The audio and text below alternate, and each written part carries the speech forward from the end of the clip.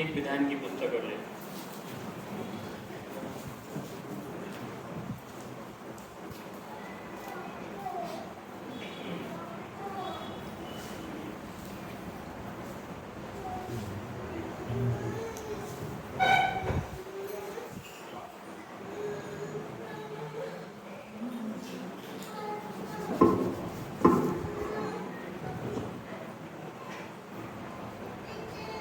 जय श्री ओम नमः सिद्धेभ्यः।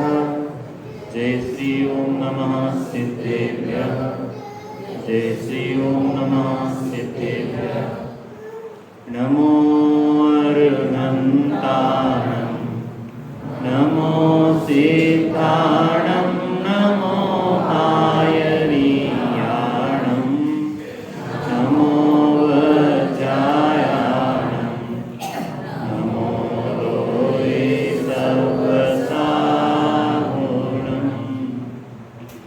नमः श्रीवर्धमानाय निर्धूतकलिलात्मने सालोकानां त्रिलोकानां यद्विद्यादर्पणायते।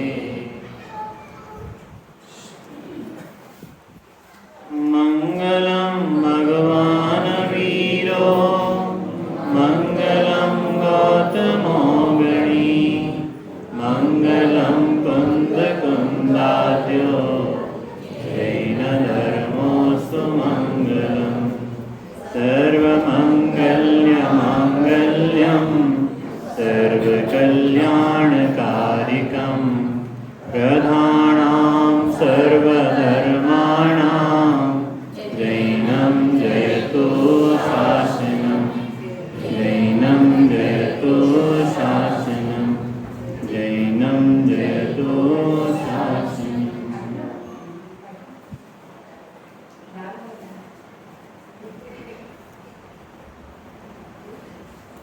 रत्नकर्ण जी श्रावकाचार्य ग्रंथ जी विराजमान है। कौन सा ग्रंथ विराजमान है? अपन ने जो मंगलाचरण पढ़ा ना, नमः श्री वर्धमानाय निर्धूत कलिलात्मनि, ये रत्नकर्ण श्रावकाचार्य जी का पहला श्लोक है। ये मंगलाचरण है।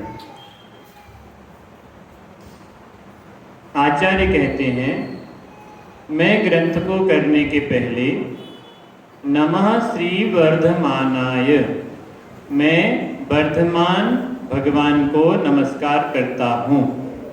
काय के लिए नमस्कार करता हूँ? निर्धूत कलिलात्मने, यानी जो अनादि काल का जो कर्म का बंध है उसको नष्ट करने के लिए वंदन करता हूँ। किसको वंदन करता हूँ? भगवंतों को वंदन करता हूँ। सालोकानां त्रिलोकानां यत विद्या दर्पणायते, उससे क्या होगा?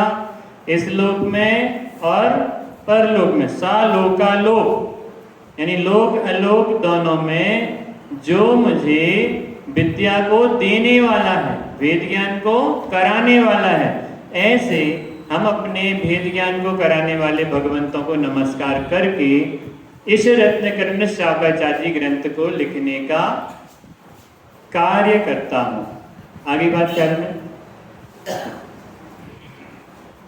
अब ये अपना रत्नकर्ण श्रावकाचार्य जी ग्रंथ किन्ने लिखा है? आचार्य समंत भद्र देव। किन्ने लिखा है भाई साहब? पीछे दादी लोग बताएंगे किन्ने लिखा है रत्नकर्ण श्रावकाचार्य जी ग्रंथ? हाँ, और आचार्य समंत भद्र देव ने लिखा है। फिर इसको अनुवाद किसने किया है? सदा सुखदासी कासलीवाल। किसने किया है? बढ़िया। अपन को कोई भी चीज के आगे जब बढ़ते हैं तो हमें उसकी जानकारी होना चाहिए ना, इसलिए जानकारी जरूरी है। नहीं तो हम सीधे सीधे कोशिश करेंगे तो हम फेल हो जाएंगे, पता ही नहीं रहेगा किसने लिखा। आज का समय कौन सा युग चल रहा है? मोदी का युग चल रहा है। चल रहा कि नहीं चल रहा है ना? जब मैं पढ़ाई करता था तो उस समय कोई जानता नहीं था प्रधानमंत्री कौन होता है, आपको पता होगा। मध्य प्रदेश के मुख्यमंत्री का नाम पता ही नहीं रहता था बच्चों को, लेकिन जब से ये मोदी आया है, जब से बच्चे को पता होता है कि प्रधानमंत्री कौन है, राष्ट्रपति कौन है और मुख्यमंत्री कौन है, ऐसे ही हमारे आचार्य कल्प पंडित टोडरमल जी, इनके बाद में हमारे पूज्य परम उपकारी गुरुदेव श्री कांजी स्वामी, इनके बाद हमारे जो क्रम में जिन ने भी ये जैन धर्म की पताका अपने हाथ में ली है, पंडित टोडरमल स्मारक ट्रस्ट, उसमें हमारे जो अध्यापन कराने वाले हैं डॉक्टर हुकुमचंद जी भारिल, पंडित रतन चंद जी भारिल, इन सब ने हमारे लिए सारे आचार्यों के नाम याद करा दिए, सारे विद्वानों के नाम याद करा दिए। पहले क्या होता था, गिनी चुनी हुई पुस्तकें उठाई जाती थी मंदिर में, भाई साहब आशीष भैया, पहले क्या होता था कि प्रथमान योग का ग्रंथ उठा लिया, एक जन बाँच रहा है और 5 जन नीचे बैठे हैं, 5 जन बैठे हैं, सामने वाला बाँच रहा है, 5 जन अपने धीरे धीरे नींद लेते रहते। पहले का समय ये था। पहले कोई ग्रंथ के बारे में जानता ही नहीं था, पहले कोई अभ्यास करता ही नहीं था, पहले तो मंदिरों में लाइट होती नहीं थी, अंधेरा रहता था, तो अंधेरा रहता था तो पता ही नहीं चलता था कौन सुन रहा है, कौन जग रहा है, कौन सो रहा है, कुछ भी नहीं पता चलता था। पढ़ने वाला कहानी पढ़ता था और सुनने वाले अपने सुनकर चले जाते थे। मैं झूठ तो नहीं कह रहा हूँ भाई साहब, पीछे से सभी लोग बताना, सही है ना। पहले ये क्रांति कब आई, ये अपने परम उपकारी गुरुदेव श्री कांजी स्वामी के बाद में ये गोष्ठियों की क्रम, ये शिविरों का क्रम, ये पंच कल्याण का क्रम, यानी ये धीरे धीरे बहुत बहुत विशाल रूप से बढ़ा। उसका फल है कि आज मैं तो छोटा सा व्यक्ति हूँ, मैं तो छोटा सा आपके लिए विद्वान हूँ, लेकिन मेरे से भी बढ़िया बड़े बड़े वहाँ पंडित टोडरमल स्मारक ट्रस्ट से पढ़कर आज पूरे भारत वर्ष में 1200 विद्वान सारे विश्व में अपने जैन धर्म का शंखनाद करते हैं। 10 लक्षण महापुरुष। पहले तीर्थंकर होते थे तो एक तीर्थंकर के काल में, एक ही तीर्थंकर के काल में एक ही तीर्थंकर का पंचकल्याणक होता था। अब हमारे देश में देखो, एक साथ कई कई जगह पंच कल्याणक होते हैं, होते कि नहीं? तो बोलो वो वाला काल अच्छा था कि ये वाला काल अच्छा है? यानी जिसको जागना है उसे कोई भी काल होवे उसे वो अच्छा होता है, और जिसको सोना है वो कोई भी काल होवे उसे वो काल अच्छा नहीं होता। चतुर्थ काल होवे भैया, चतुर्थ काल में तीर्थंकर होते थे, वो काल होता तो मैं सम्यक दर्शन का पुरुषार्थ करता। पंचम काल में तो रोना धोना लगा रहता, मैं कहाँ पुरुषार्थ कर पाऊंगा। ऐसा है क्या? काल खराब है कि हमारी परिणति खराब है? काल खराब है कि जीवों की सोच खराब है? यानी हमारे सोचने का नजरिया ही विपरीत है। क्या कहा? हमारे सोचने की दृष्टि ही गलत है। हम सोचते हैं भैया पहले का समय था, साक्षात भगवान समोसरण चलता था उनका, हमारे नगर में समोसरण आया था, उनका समोसरण आया तो ऐसे आनंद की हिलोर सारे के सारे नगर में दौड़ गई थी। तो बताइए अपने नगर में समोसरण आया कि नहीं आया?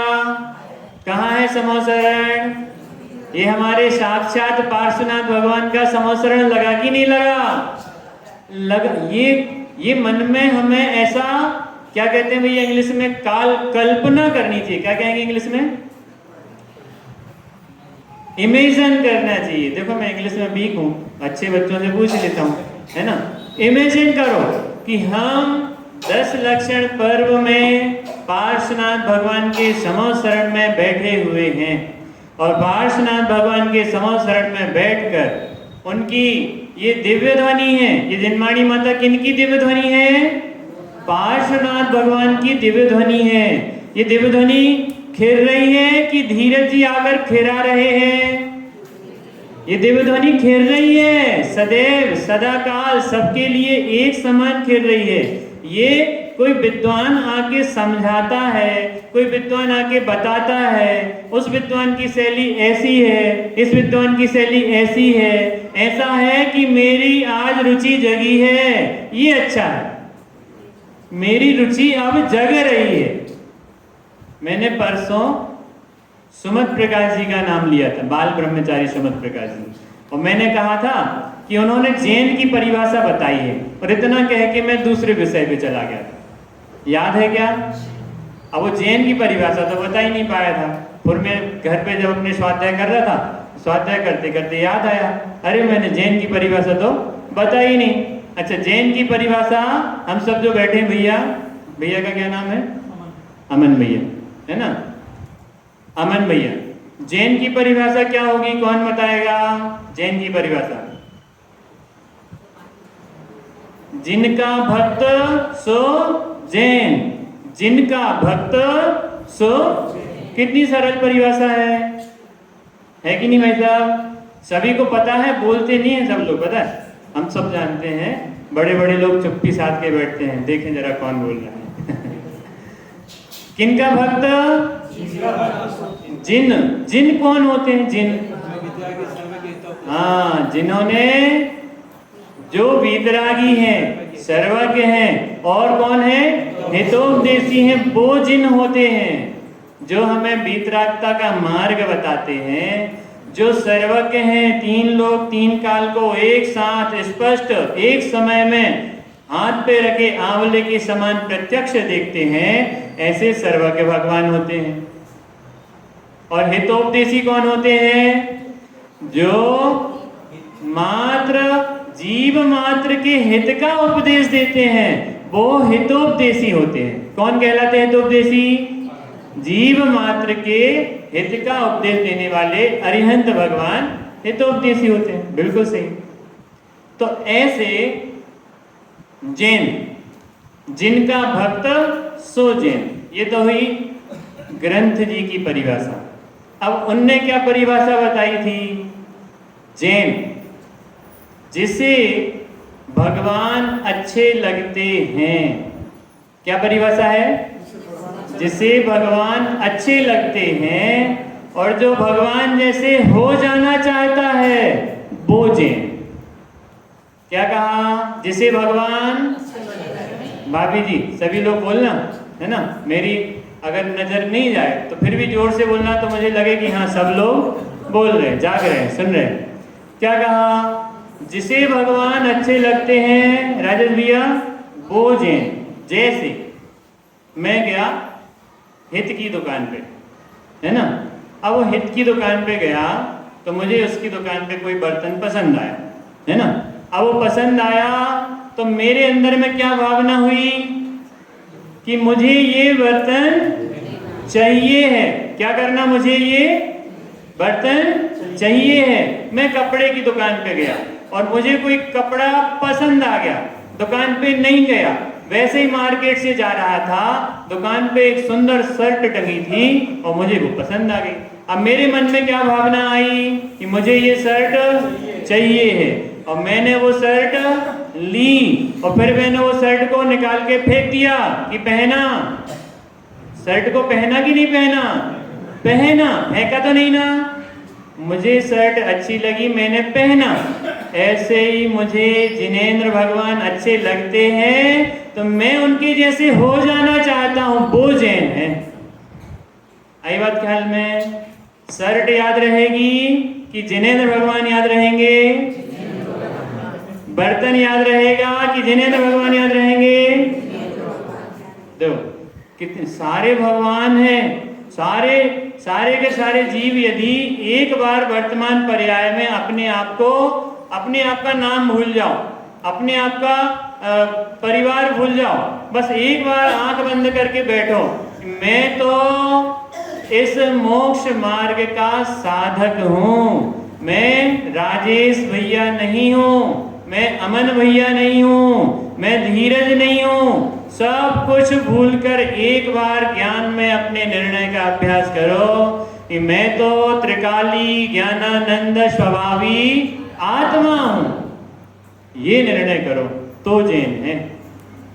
जैनत्व की शुरुआत है जब हम भगवान के जैसे हो जाने की भावना पाए, तब जैन है। अन्य मत का भी यदि कोई जिनेंद्र भगवान जैसे हो जाना चाहता है तो वो जैन है, और जैन मत का कोई जिन मंदिर नहीं आता है, जिनेंद्र भगवान जैसे होकर होना नहीं चाहता है, तो वो जैन नहीं है। आती बात ख्याल में? जैन कुल में पैदा होने से कोई जैन नहीं होता।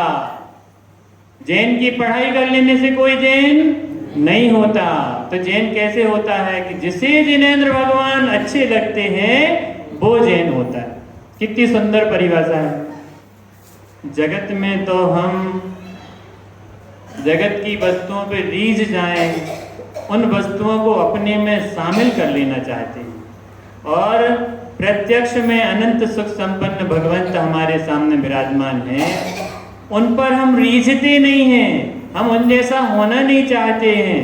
ये कारण है कि आज हम अनंत काल से, अनादि काल से आज तक हम ऐसे ही भव भ्रमण में रखड़ते आ रहे हैं।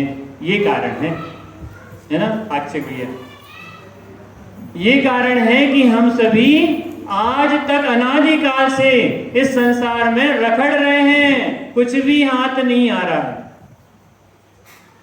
बहुत सारा पढ़ते हैं, बहुत सारा सुनते हैं, मंदिर आते हैं, नहीं आते हैं, लेकिन कभी अपने स्वभाव को जानने का अभ्यास किया कि नहीं किया? कि नहीं किया, इसलिए दुखी हैं। जो छोटे छोटे से दुख लगते हैं ना, छोटी छोटी सी प्यास लगती है, छोटी छोटी भूख लगती है, किसी भी चीज पर बाहर में रीझ जाते हैं, अच्छी लगती है। ये कारण है कि हमने आज तक अपने को नहीं जाना, इसलिए हम छोटी छोटी जगह भीख मांगते फिर रहे हैं कि मुझे सुख दो, मुझे सुख दो। अरे ए शर्ट, मुझे सुख दो, मिलेगा सुख? माता से कहेंगे मम्मी मुझे सुख दो, मिलेगा सुख? नहीं मिलेगा। हम भूल गए हैं कि सुख मिलता कहाँ है और हम मांग कहाँ रहे हैं। आपको हमने वो पानी वाला उदाहरण दिया था ना, 80 फीट का, याद है कि नहीं है? 80 फीट याद रखना। देखो, याद नहीं रखोगे तो अपनी सारी मेहनत बेकार चली जाएगी। किसी के घर पे भैया, लाभांश भैया, किसी के घर पे उसको पानी के लिए बोर खुदवाना था, तो उसने पूछा भैया हमारे घर में हमें पानी बोर खुदवाना है तो क्या करना पड़ेगा? तो सामने वाले ने बताया 80 फीट का बोर करवाओ, आपके यहाँ पानी आ जाएगा। अब उसने क्या किया कि 20-20 फुट 4 जगह बोर कराया। 4 जगह, कितनी जगह कराया है ना? अब पानी आ जाएगा कि नहीं? कैसे नहीं आएगा? 80 फीट खोदा है, एक जगह नहीं खोदा तो क्या हुआ? 80 फीट खोदा कि नहीं खोदा? खोदा है। देखो 80 फीट खोदा है, गलत तो नहीं है ना?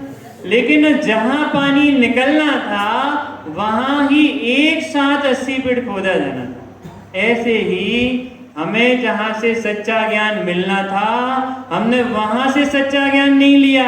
हमने माता में, पत्नी में, पुत्र में, पिता में, दुकान में, मकान में, जगह जगह मुंह मार मार के, भीख मांग मांग के उससे सुख की वांछा करी। करी कि नहीं करी?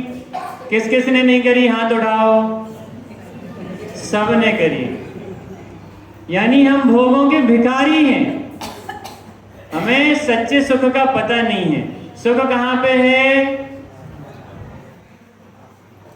मेरे यार की तस्वीर है मेरे हृदय में, जब चाहे गर्दन झुकाओ और देख लो।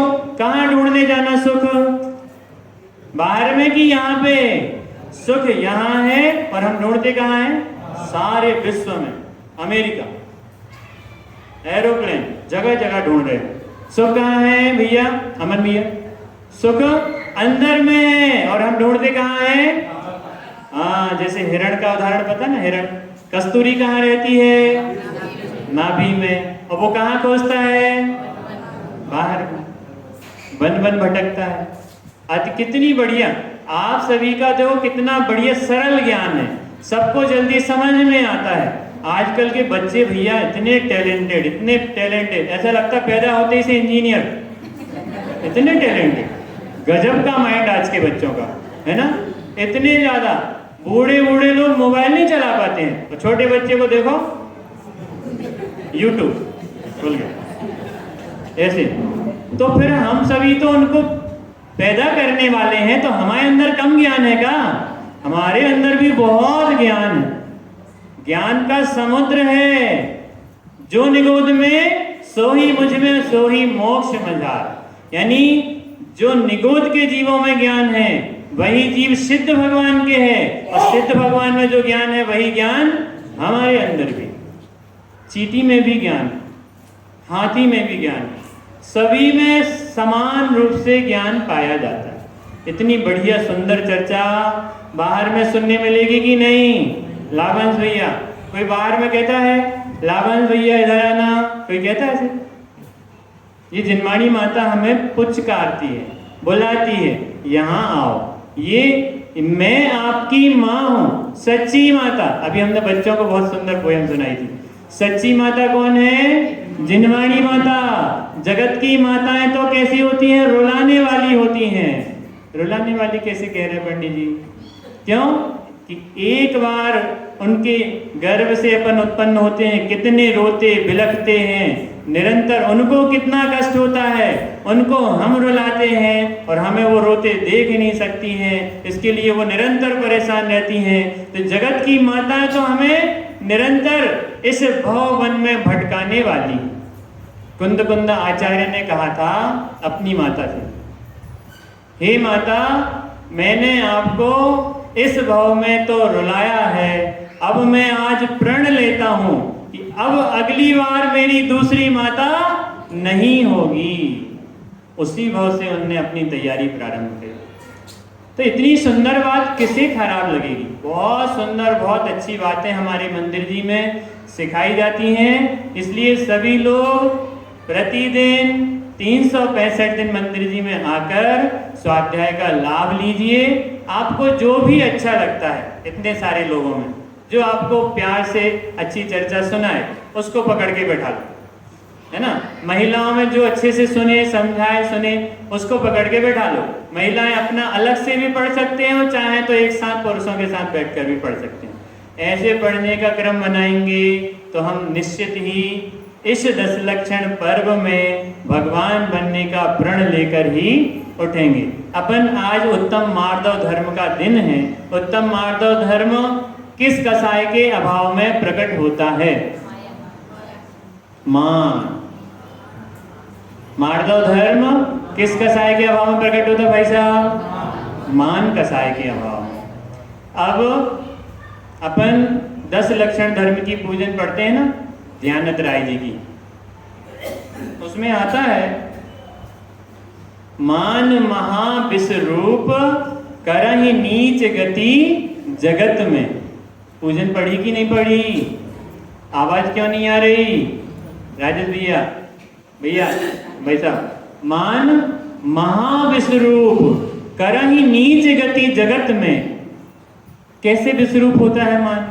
अपन ने देखा कि नहीं देखा? एक भाई ने दूसरे भाई की बात नहीं मानी। वो दूसरा भाई कहता है मैं बड़ा हूं ना, मेरी बात माननी पड़ेगी। छोटा भाई कहता है आपकी बात गलत है, मैं नहीं मानूंगा। तो बोलो कौन मानी हुआ?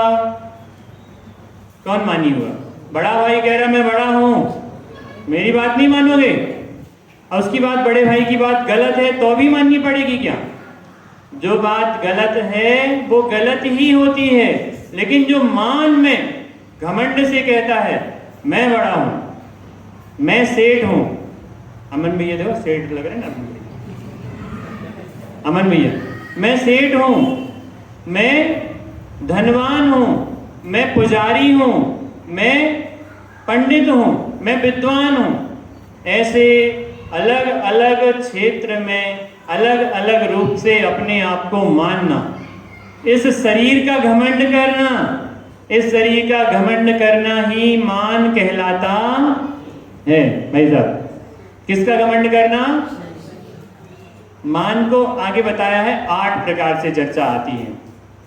तो क्या कहा पूजन की पंक्ति में? मान महाविश्वरूप करहि नीच गति जगत में। जो मान करता है वो जगत में नीच गति को प्राप्त होता है। ध्यानत राय जी ने लिखी है, बहुत ही गजब की पूजन है 10 लक्षण धर्म की ये वाली। कोमल सुधा अनूप सुख पावे प्राणी सदा। कोमल सुधा यानी सरल, कोमल, निर्मल, मिट्टी के जैसे सॉफ्ट, वो ही वास्तव में सुंदर है। सुख पावे प्राणी सदा यानी जो अपने स्वभाव में रहता है, आशीष भैया, जिसको स्वभाव अच्छा लगता है वही प्राणी सुख पाता है, और जिसको जो अपने स्वभाव से बाहर जाता है वो प्राणी दुख पाता है। आती बात ख्याल में भाई साहब? सूरजमल जी, आती ना बात? तो मान करना कि नहीं करना? अच्छा, मान करना कि नहीं करना? जोर से बोलिए, मान करना कि नहीं करना? अब बताना, करते हैं कि नहीं करते? बहुत बढ़िया, अपनी गलती को स्वीकार कर रहे हैं। अब हमें पता चल गया कि हम मान करते हैं। अभी तक हम मानते नहीं थे। मैंने आज सुबह निर्णय कराया था, मिथ्या दृष्टि है कि नहीं है? मिथ्या दृष्टि है कि नहीं है लाभांश भैया? है ना? सुबह अपन ने पक्का किया था ना। जब तक रोगी को रोग का निर्णय नहीं कराया जाए तब तक रोगी रोग के लिए दवा लेगा कि नहीं लेगा? उसे निर्णय तो हो कि मुझे ये रोग है। आचार्य कल्प पंडित टोडरमल जी ने मोक्ष मार्ग प्रकाशक में लिखा है, पहले तो रोगी को रोग का निर्णय कराना कि आप रोगी हो। जब उसको रोग का निर्णय होगा तब वो रोग को समाप्त करने की दवा लेगा। ऐसे ही पहले ये निर्णय करो कि मैं मिथ्या दृष्टि हूं, तब तो मिथ्यात्व को छोड़ने का उपाय करोगे। मैं कहाँ मिथ्या दृष्टि हूं? मैं विद्वान हूं, मैं देखो शास्त्र पढ़ता हूं, इतनी बढ़िया चर्चा करता हूं। तो बोलो, जो ऐसा कहेगा वो मिथ्या दृष्टि है कि सम्यक दृष्टि है? सम्यक दृष्टि कैसा होता है? वो ये नहीं कहता कि मैं विद्वान हूं। किसी ने कहा तुम मिथ्या दृष्टि है, चुप, कुछ नहीं बोलेगा। तू कुछ नहीं जानता है, कुछ नहीं बोलेगा। जो व्यक्ति संसार में अनेक प्रकार से उसको गंदा गंदा कहने वाले हों और जो व्यक्ति उसको सहन करे वो वास्तव में मोक्ष मार्ग का पथिक हो सकता है। क्षमा वीरस्य भूषण, यानी कोई हमें मारे तो उसको हम और बड़ी लाठी से लेकर मारें तो वो हमारा वीर होने का सूचना करेगा कि हम उसको क्षमा कर दें, वो वीर होने की सूचना करेगा। क्षमा वीरस्य भूषणम अपने जैन धर्म का ये सिद्धांत है। क्षमा वीरों का आभूषण है, यानी जिसने सहन करना सीख लिया वो वीर है। जो सहन नहीं कर पाया वो कहाँ का वीर है? जिसने कसाय को जीत लिया वो वीर है। जो कसाय में कसायत हो गया वो वीर कैसे हो सकता है? क्रोध आया, क्रोध के काल में क्रोधी हो गए। अभी आपके लिए जिन मंदिर, आपको अपना स्वभाव, अभी आपकी दिल्ली बहुत दूर समझना। दिल्ली दूर है, सुना नहीं सुना? अभी दिल्ली दूर। ऐसे कहा कि मान से रहित होने के लिए क्या करना। अपन यहाँ पे थोड़ी सी पढ़ते हैं, कुछ पॉइंट मैंने बनाए हैं, इसमें से पढ़कर अपन आगे चलते हैं। अर्थ पढ़ के आगे बढ़ेंगे, ध्यान से सुनना। जो श्रमण कुल रूप जाति बुद्धि तप शास्त्र और शील आदि इनके विषय में थोड़ा सा भी घमंड नहीं करता उसके मार्दव धर्म होता है। श्रमण यानी कौन होता है? मुनिराज। श्रमण यानी मुनिराज। कैसे मुनिराज? वीतरागी मुनिराज, जिनको किंचित मात्र भी बाहर में राग नहीं रहा, ऐसे वीतरागी मुनिराज, ऐसे मुनिराज, उनके लिए बताया जो कुल का मद नहीं करे। कुल यानी समझते ना, रूप का मद नहीं करे कि कितना सुंदर रूप आया, देखो मैंने, बढ़िया, एक नंबर लगता हूं मैं ऐसे, और बढ़िया शान से अपनी कॉलर उठा के चले, तो रूप का मद कर रहा है तो वो कभी भी श्रमण नहीं हो सकता। जो जाति का मद करे, मैं जैन हूं, कोई बाजू से कोई निकला छोटी जाति का, अरे अरे अरे दूर दूर, जैन है भैया हम, छू नहीं लेना मेरे लिए। जो जाति का मद करे, ऐसे करेंगे, ऐसे जैन होते हैं? नहीं, जैन ऐसे नहीं होते हैं। बुद्धि का मद करे, मेरे पास इतना ज्ञान, मेरे बराबर किसी में ज्ञान नहीं है, आज मैंने ज्ञान की ताकत से अमेरिका में सर्विस कर रहा हूं, 5 करोड़ का पैकेज है मेरा। क्यों है? मैं अपने ज्ञान के कारण से जाना चाहता हूं। ये कैसे ज्ञान मिला अपन को? किसने दिया ज्ञान? ज्ञान तो सदा काल एक सा ही था। आपने पूर्व में कोई पुण्य के कार्य किए थे, जिनके कारण से आपका ज्ञान कुछ प्रकट है, और जिनके पूर्व में किंचित पाप का उदय रहा, पाप का बंध किया, उनको वर्तमान में पाप के उदय के कारण उनका ज्ञान कम प्रकट है। बस इतना फर्क है। ज्ञान तो सभी में कैसा है? समान। तो बुद्धि का मद, तप का मद, मैं तप करता हूं, एक पैर पे खड़े होके तप करते हैं, जंगलों में तप करते हैं, तो ऐसे तप का मद करें। शास्त्र का और शीलादि का, ये सारे के सारे इनके विषय में शास्त्र में और शीलादि में भैया बहुत ध्यान रखते हैं। हम सावधानी से चलते हैं, सावधानी से रहते हैं। हमने इतने शास्त्र पढ़े हैं। हम जैनों के बीच में रहते हैं, बहुत से लोग कहने लगते दूसरी जाति के, और जैनों के बीच में रहकर जैनों जैसे हो गए हम भी। हमने बहुत कुछ सीखा है जैनों से, ऐसे डंका बजा बजा के कहते हैं। तो बोलो, जैनों की महानता दिखाते हुए, अपन को अच्छा बताते हुए वो स्वयं भी सीख रहा है, और जो जैन है वो अपने आप को नहीं जान पा रहा है। आती ना बात ख्याल में? दूसरे तो अपन से सीख रहे हैं, और जैन जैन होके भी नहीं सीख पाता। ऐसे शास्त्र शील आदि के विषय में जो थोड़ा सा भी घमंड नहीं करता, उसके पाक्षिक भैया कौन सा धर्म होता है? मार्दव धर्म होता है। फिर मार्दव की परिभाषा बताई, मृदोर्भावः मार्दवम, यानी मृदुता, अर्थात कोमलता का नाम मार्दव है। मृदुता, सॉफ्ट है ना, कोमलता का नाम मार्दव धर्म है। अपना स्वभाव कैसा है? कोमल है कि कठोर है? जीव का स्वभाव कैसा है? कोमल है। और अभी तक हम अपने इस जीव का स्वरूप भूलकर निरंतर अपने परिणामों को कठोर बना रहे हैं। हम अपने परिणामों को कठोर दिखाते हैं बाहर में। मान 4 प्रकार का, ये परिभाषा हो गई, ख्याल में ना? मान 4 प्रकार का। कितने प्रकार का? देखो, इसको समझने से फायदा क्या होगा? 4 प्रकार का मान समझेंगे तो फायदा क्या होगा? पहले पढ़ना फिर बताना कि मान 4 प्रकार का पत्थर के समान, यानी जो मानी होता है वो आगामी पर्यायों में पत्थर बन जाता है। मान, एक चीज का घमंड किया ना, पत्थर के समान हो जाता है, हड्डी के समान, जिसको कोई गला ही नहीं सकता। यानी आपने अपने स्वभाव, कोमल स्वभाव को कोमल नहीं जाना, तो अब आप कठोर पर्याय में चले जाओगे और अनंत काल के लिए कठोर ही बने रहोगे। जिसने अपने कोमल स्वभाव को नहीं पहचाना, वो अनंत काल के लिए, पीछे दादी जी, कठोर ही बना रह जाएगा। किसको कठोर बनना है?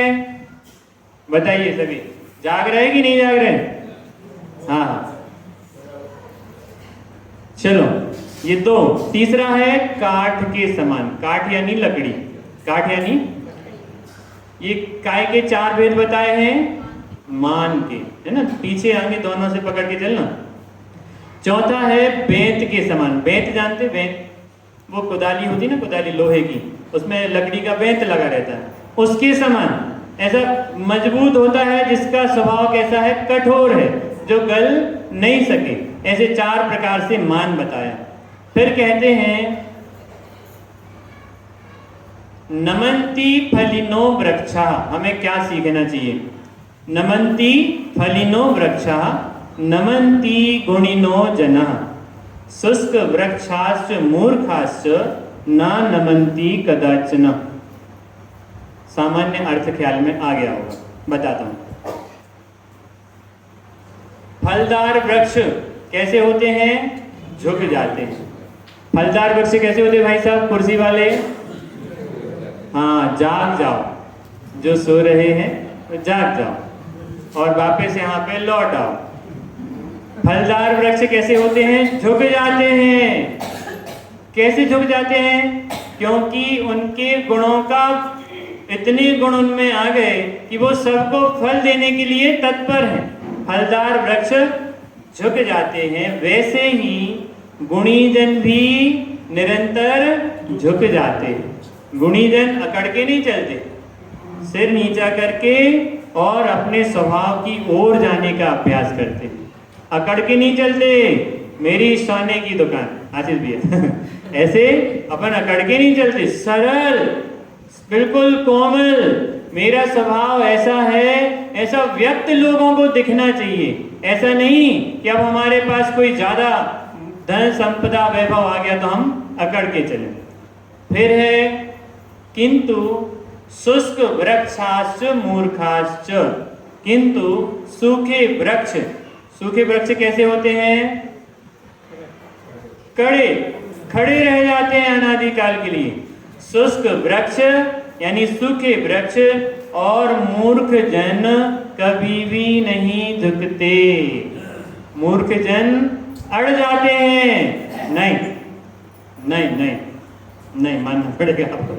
क्या करेंगे? इस मार्ग में लगने वाले जो भी जीव हैं वे कैसे होते हैं कि वो मार्दव धर्म को धारण करने के लिए ही इस मार्ग में निकलते हैं। अमन भैया, अगला, दूसरों के गुणों के सम्मान में अगर हम आह्लाद, आह्लाद यानी खुशी, आह्लाद, आह्लाद यानी खुशी, दूसरों के गुणों के सम्मान में यदि हम आह्लाद महसूस करते हैं तो मानो हमारे भीतर मृदुता और कोमलता आनी प्रारंभ हो गई। यानी जैसे अपन को लाभांश के कार्य अच्छे लगते हैं, पाक्षिक के कार्य अच्छे लगते हैं, हित भैया, क्या इनके जो करने, जो ये कार्य करते हैं वो कार्य अपन को अच्छे लगे, यानी इनके किए हुए कार्यों में हमें ऐसा लगा कि यार देखो कितने अच्छे भैया हैं, कितने अच्छे, इनको इस मार्ग में अच्छा लगता तब तो आगे बैठ रहे हैं, अच्छा नहीं लगता तो कैसे बैठते। सब लोग पक्का कर लो एक चीज को, यदि हमारे बच्चे मंदिर में आते हैं तो उनकी पीठ थपथपाओ, रोज, एक बार नहीं, 2-2, 3-3, 4 बार। भैया बहुत अच्छा, आप मंदिर जी आए, मुझे बहुत अच्छा लगा बेटा। कभी भी कुछ भी बुराई नहीं करना, कभी कुछ गलत नहीं कहना।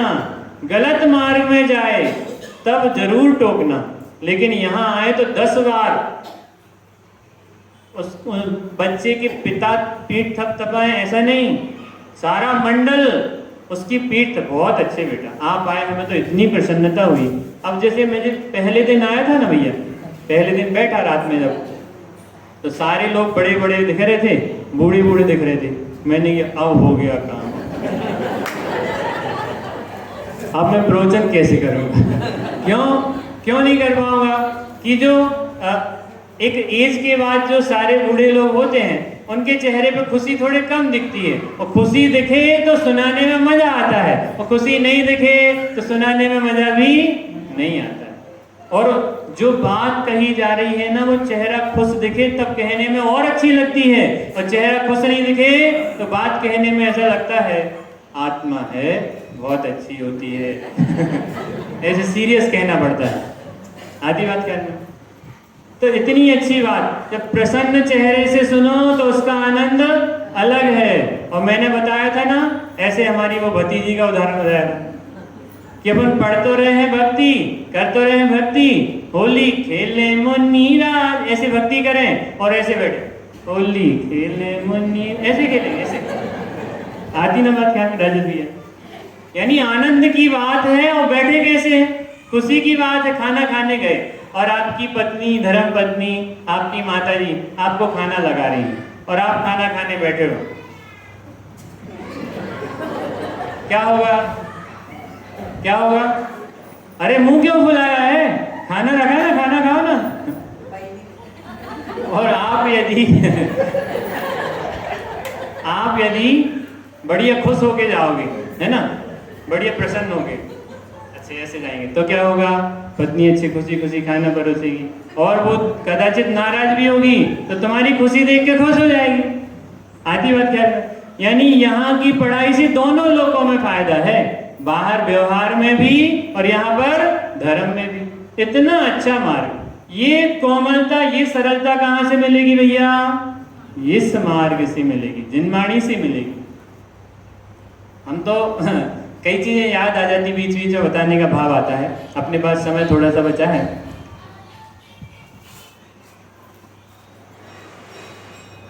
हाँ, मेरी भाभी क्या कहती हैं भैया से, जैसे कोई ग्राहक आता है तो ग्राहक के प्रति इतना उल्लास, हाँ अरे बोलो बेटा जल्दी बोलो क्या चाहिए तुमको, और जब अंदर खाना खाने जाते हैं जल्दी खाना परसों। दोनों चीजों में फर्क समझ में आया? क्यों भैया? तुम्हें बाहर तो तुम दुकान में ग्राहकों से अच्छे से बात करते हो, हंस हंस के बात करते हो, और यहाँ आके तुम्हारे समझ में नहीं आता क्या करते हो, तो ऐसे चिढ़ाते हैं। क्यों चिढ़ाते हैं? भैया वहां भी खुश रहो और यहाँ भी खुश रहो। यहाँ तो खुश रहना जरूरी है, एक बार ग्राहक के प्रति खुश रहोगे, नहीं रहोगे तो भी चल जाएगा। क्यों? ग्राहक तो आएगा, सामान लेके चला जाएगा। जहां आपको रहना है तो पानी में रहकर मगर से बैर कौन करना चाहेगा? आदि बात भाई, जहां रहना है वहां बैर नहीं करो, नहीं तो आपकी व्यवस्था बिगड़ जाएगी। सॉफ्ट रहो, बिल्कुल नरम। तो यहां पे क्या कहा?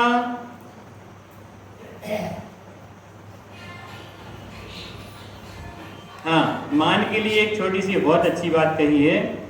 जिनका शारीरिक स्वास्थ्य कमजोर होता है उन्हें गर्म और ठंडी दोनों हवाएं परेशान करती हैं। जिनका शारीरिक स्वास्थ्य कमजोर होगा उनको गर्म हवा भी आएगी तो भी दिक्कत, ठंडी हवा आएगी तो भी दिक्कत। उसी प्रकार जिनका आत्मिक स्वास्थ्य कमजोर है, जिनका आत्मा के प्रति रुचि नहीं, आत्मिक स्वास्थ्य कमजोर होता है, उन्हें निंदा और प्रशंसा दोनों परेशान करते हैं। क्या कहा? उन्हें निंदा और प्रशंसा, किसी ने निंदा कर दी, बहुत से लोग कहते ना, एक अपमान वाली कविता लिखी है मेरे पास छोटी सी। किसी ने अपमान किया और हमें क्या करना चाहिए? जब वो अपमान करे तो नजरअंदाज कर दो, चले गए। दोबारा उसने फिर से अपमान किया तो अपन ने हंस के डाल दिया, ऐसे हंस के डाल दो। तीसरी बार उसने फिर से अपमान किया और तीसरी बार अपमान करने में हमने अपमानित महसूस किया तो कहते हैं कि आपको अपमान महसूस हुआ, यानी आप अपमान के ही लायक थे। क्यों? कि ये शरीर किसी के साथ रहना है क्या? शरीर हमेशा एक सा रहना है क्या? वैसे के वैसे ही रहना है क्या? जिस शरीर की कोई कीमत नहीं है उस शरीर के लिए क्यों मान अपमान के चक्कर में पड़ते हो? शब्द की चर्चा आई, एक जगह कहा कि शास्त्र में जो शब्द लिखे हैं उन शब्दों से होता क्या है? जिनवाणी जिनवाणी, आत्मा आत्मा, ऐसी बातें करते रहते हो आप लोग। होता क्या है सब करने से? कहते हैं भैया आप बेवकूफ हो। मुझे बेवकूफ कहा? शब्द पकड़ा कि नहीं पकड़ा? आप बेवकूफ हो, यानी उसने देखा शब्द बेवकूफ, मुझे बेवकूफ कहा, मतलब शब्दों में ताकत है कि नहीं है? है कि नहीं है? बेवकूफ जल्दी समझ में आ गया और त्रिकाली भगवान आत्मा समझाए जाने पर समझ में नहीं आता। तो शब्दों में ताकत है कि नहीं है? हमने शरीर को अपना माना है इसलिए हमें वहां अपमान लगा, और हमने आज तक शरीर को अपना नहीं माना होता तो हमें अपमान भी नहीं लगता। इसलिए जिनवाणी की बातों में ताकत होती है, शब्दों में ताकत होती है। तो फिर कहा कि निंदा का गर्म हवा लगने से क्रोध की लू लग जाती है।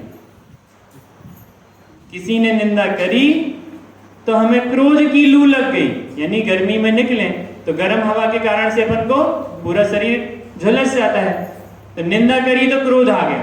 और फिर कहते हैं किसी ने प्रशंसा की ठंडी हवा से, ठंडी हवा दी, बहुत अच्छे यार लाभांश भैया, क्या बात है, आपकी पढ़ाई में तो दम है, आप क्या गजब की पढ़ाई करते हैं। लो, ऐसी प्रशंसा की ठंडी हवा से मान का जुकाम हो जाता है। यानी दोनों तरफ से, जिसका आत्मा का स्वास्थ्य कमजोर है उसे दोनों तरफ से नुकसान है। जिसका आत्मा का स्वास्थ्य अच्छा है उसे ना निंदा की गर्मी दिक्कत कर सकती है और ना ही प्रशंसा की ठंडी दिक्कत कर सकती है। दोनों परिस्थितियों में जिसका आत्मिक स्वास्थ्य का बल अच्छा है उसे किसी प्रकार से कोई भी दिक्कत नहीं होती है। ऐसी बढ़िया बढ़िया चर्चा हमारे शास्त्रों में आती है। एक और पॉइंट है बहुत अच्छा, हमें अपने ज्ञान का अभिमान तो होता है। क्या है पॉइंट? हमें अपने, सबको होता कि नहीं? पीछे भाई साहब, ज्ञान का अभिमान होता कि नहीं होता? होता है, लेकिन अभिमान का ज्ञान नहीं होता कि मैं अभिमान कर रहा हूं, ऐसा ज्ञान नहीं होता है। ज्ञान का अभिमान तो सब करते हैं, लेकिन जिन्हें ये ख्याल में आ जाए कि मैं ज्ञान का अभिमान का ज्ञान तो करूं कि मैं अभिमान कर रहा हूं कि नहीं, वो ही अभिमान को छोड़ने का प्रयास करते हैं। ऐसे बढ़िया पॉइंट हैं, बहुत से उदाहरण भी आते हैं। एक सेठ जी के पास एक व्यक्ति गया अपने पुत्र को लेकर और उससे कहा कि सेठ जी, थोड़ी मेरे बेटे को प्यास लगी है, आप पानी मंगा दीजिए। सेठ जी कहते हैं मेरा आदमी आएगा, अभी पानी दे देगा। वो व्यक्ति फिर से पानी मांगता है, सेठ जी चुपचाप बैठे रहते हैं। वो व्यक्ति फिर से पानी में मांगता है, सेठ जी फिर चुपचाप बैठे रहते हैं। वो कहता भैया सेठ जी, कुछ देर के लिए आप ही आदमी बन जाइए, मेरा आदमी आएगा, वो तुम्हें पानी दे देगा। वो कहता है सेठ जी कुछ देर को आप ही आदमी बन जाइए ना, क्या आप आदमी नहीं है क्या? नहीं आई बात ख्याल में? यानी वो अपने मान में, घमंड में बैठे रहते हैं। काम वाला लगा है वो लेके आएगा, मैं सेठ हूं, मैं थोड़ी पानी लेके आऊंगा, आदमी लेके आएगा। तो कुछ देर को आप ही आदमी बन जाओ, हमारा बेटा प्यास से तड़प रहा है। ऐसा उदाहरण से समझाया। अभी यह विधान की पुस्तक में अपन थोड़े से अर्घ में जो बात आई थी, बहुत ही सुंदर चर्चा आई थी। सुबह सब आए थे ना पूजन में पढ़ी थी। पूजन नहीं आए थे लाभन भैया? क्या पढ़ाई रहती सुबह? नहीं रहती? अरे यार, भगवान इंतजार करते रहते हैं आपका। पाक्षिक भैया है ना, आएगा। बहुत सुंदर, इतना गजब का विधान है। मुझे विकल्प आया तो मैंने सबसे पूछा कि अपन विधान करें क्या? सबने कह दिया सहज में, हाँ पंडित जी अपन विधान करेंगे। और करा, कितना आनंद आता है, कितने अच्छे अच्छे शब्द उसमें आते हैं। विधान की पुस्तक में यदि और किसी को लेना हो तो ले लो, नहीं तो मैं यहाँ से पढ़ता हूँ, थोड़े से शब्द पढ़ेंगे। हमारे वीतरागी देव अरिहंत हैं। वीतराग सर्वज्ञ देव अरहंत हैं, अष्टादश दोषों से रहित महंत हैं। मन रहित हो विनय सहित वंदन करो, मार्दव धर्म धार और भव बंधन हरो। क्या कहा कि हमारे वीतरागी परमात्मा जो हैं, 4 घातिया कर्मों का नाश किया है, फिर भी उनके अंदर में घमंड रंच मात्र भी नहीं है, और 18 दोषों से रहित हैं, इसलिए वो महंत हैं। 18 दोष होते हैं, अरिहंत भगवान 18 दोषों से रहित होते हैं। क्षुधा, तृषा, ये सारे 18 दोष होते हैं, इनसे वो रहित होते हैं। तो भी घमंड नहीं करते कि मुझे प्यास नहीं लगती, मुझे भूख नहीं लगती, मुझे बुढ़ापा नहीं आता, इस सब का घमंड नहीं करते। इसलिए मैं ऐसे अरिहंत भगवान को नमस्कार करता हूँ। अब मैं नमस्कार करता हूं तो कैसा नमस्कार होना चाहिए? मान रहित हो विनय सहित बंधन करो। कैसे बंधन करना? मान रहित होकर। दर्शन करने की विधि ऐसे होते हैं ना, दर्शन करने तो ऐसे अकड़ के दर्शन करना चाहिए कि झुक जाना चाहिए, है ना? यानी मान रहित हो, विनय सहित वंदन करो। अपना सारी मन वचन काय, अपन ने सुबह पढ़ा था ना, मन वचन काय। मन क्या होता है? मन, है ना? और वचन जो हम बोल रहे हैं, और काया अर्थात शरीर, है ना? इन तीनों का झुकाव सरलता से भगवंतों की ओर बिना मान के मन में सोचो कि मैं सेठ नहीं हूं, मैं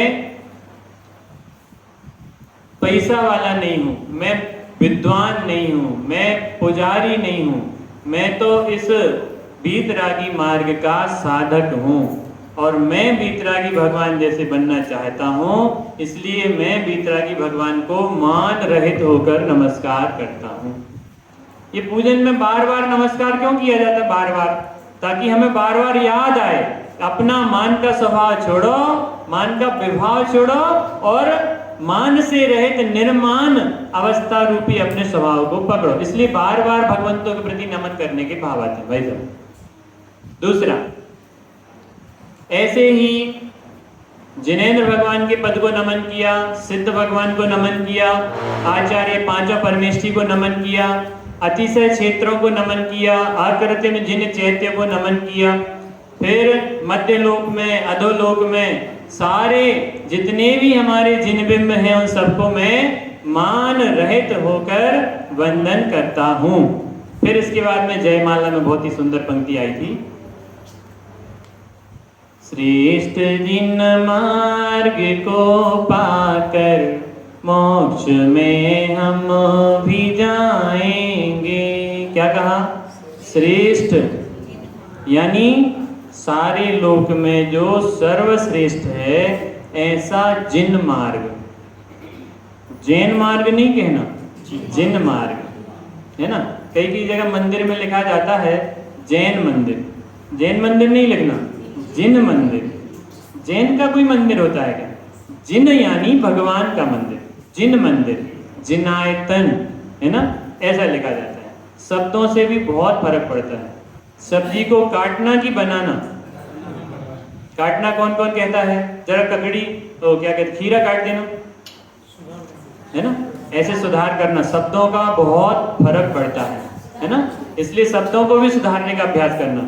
तो श्रेष्ठ जिन मार्ग को पाकर मोक्ष में हम भी जाएंगे, श्रेष्ठ जिन मार्ग को पाकर मोक्ष में हम भी जाना है कि नहीं जाना मोक्ष? नींद कैसे आ रही है? आलस कैसे आ रहा है? मोक्ष में नींद लेने मिलेगा कि नहीं मिलेगा? खाना मिलेगा कि नहीं मिलेगा? दुकान मिलेगी कि नहीं मिलेगी? जहां कुछ भी नहीं है वो मोक्ष है, और जहां ये सारा का सारा दिखता है वो संसार है। आंखों से जो देखने में आए वो सारे के सारे दुख के निमित्त, और ज्ञान से जो देखने में आए वो सारे के सारे सुख के निमित्त। ऐसे मान रहित होकर, बहुत ही सुंदर इसमें भावना भाई थी। यहाँ पे अपन ने पूजन पढ़ते हुए सुबह अपन ने प्रतिज्ञा भी करी थी। देखो,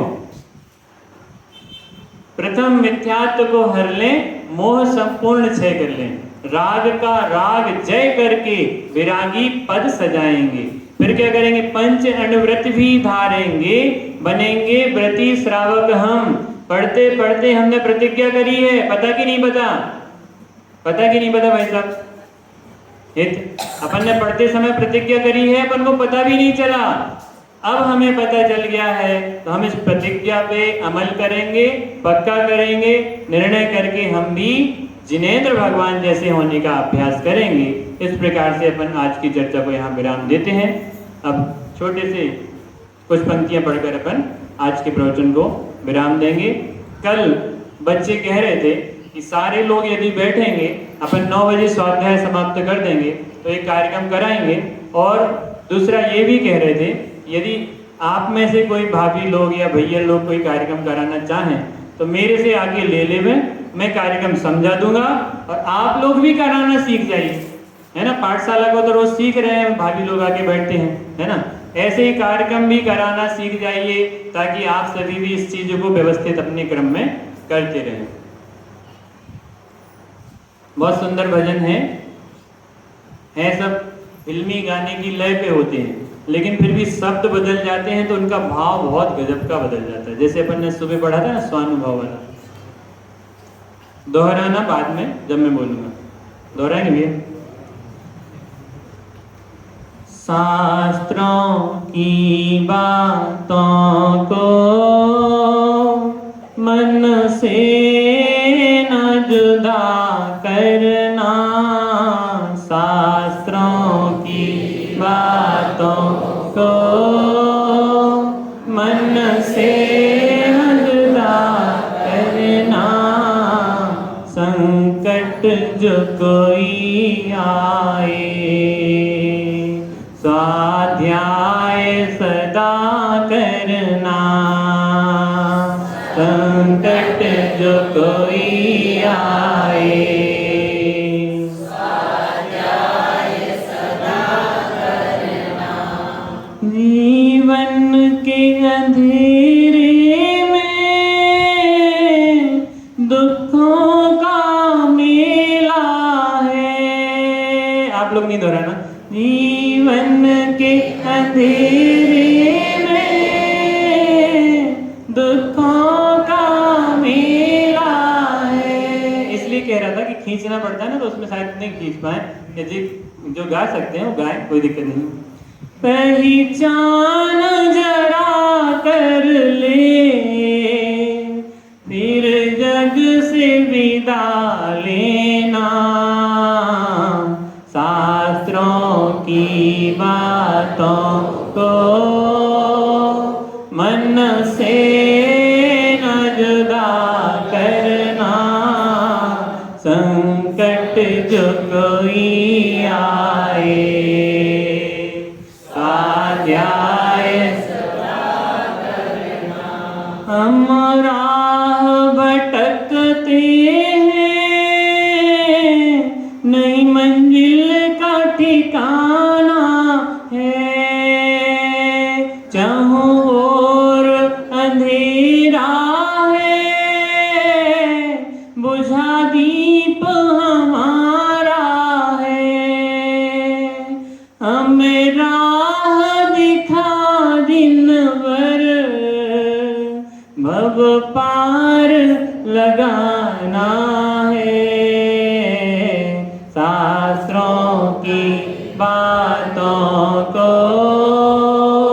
मन से न जुदा करना, संकट जो कोई आए स्वाध्याय सदा करना। धन दौलत की दुनिया अपना ही पराया है, तो शान करे किसकी मिट्टी की काया है, तो जाग अरे प्राणी शिवपुर को जाना है, शास्त्रों की बातों को मन से न जुदा करना, संकट जो कोई आए स्वाध्याय सदा करना। भजन अच्छा है कि आप सब अच्छे हैं?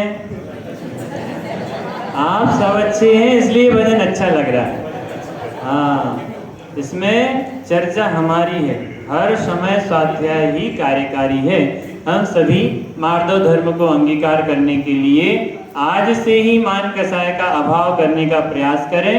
मान कसाय करने से हमें नीच गति का बंध होगा और हम अनंत काल के लिए फिर से अनंत काल के लिए रखड़ते रह जाएंगे।